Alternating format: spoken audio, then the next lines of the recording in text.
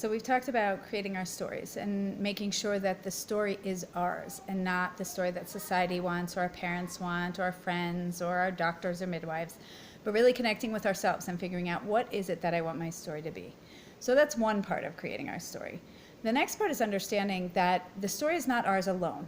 And while we have a great deal of influence over how our births, happen and how we experience our birth, there are a lot of outside factors. And really, it's like walking a tightrope, because it's like you have a vision of where you want to get to and how you're going to get there. And once you get on the rope, meaning once your birth begins, there's also an element of letting go. There's a breathing deeply and learning how to go with the flow and saying, wow, I thought my story would be like this, and now I see there's a barrier in the way. And how do I move around that? So as opposed to seeing the barriers and really feeling blocked, like, wait a second, this isn't what I wanted, it's really our job to say, I have deep vision and I will work with my vision and I will work with my desires as much as I can. And once this begins, I will learn to flow.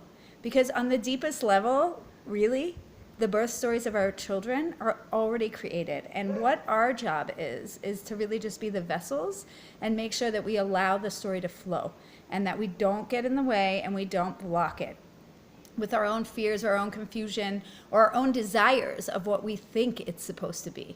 So this is the two parts right now of creating the story. The first part is really getting into your core and understanding what is it that you want, and understanding why you want that and really what it is, and giving yourself space to want things that might be different from what the people around you want. And after that, working towards that, but also understanding that not everything will always be exactly as we envision. And so we work on our vision, we work on our connection, we strengthen our bodies, we strengthen our minds, we do the best that we can.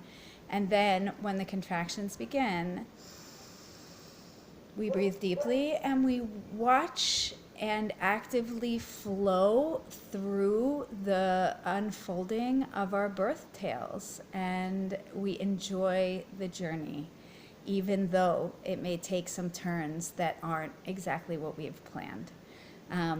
I hope to continue. I've gotten a lot of good feedback about the stories, because I think this is a very beautiful and crucial piece of birthing and learning this balance between what do I want and how do I flow with what is.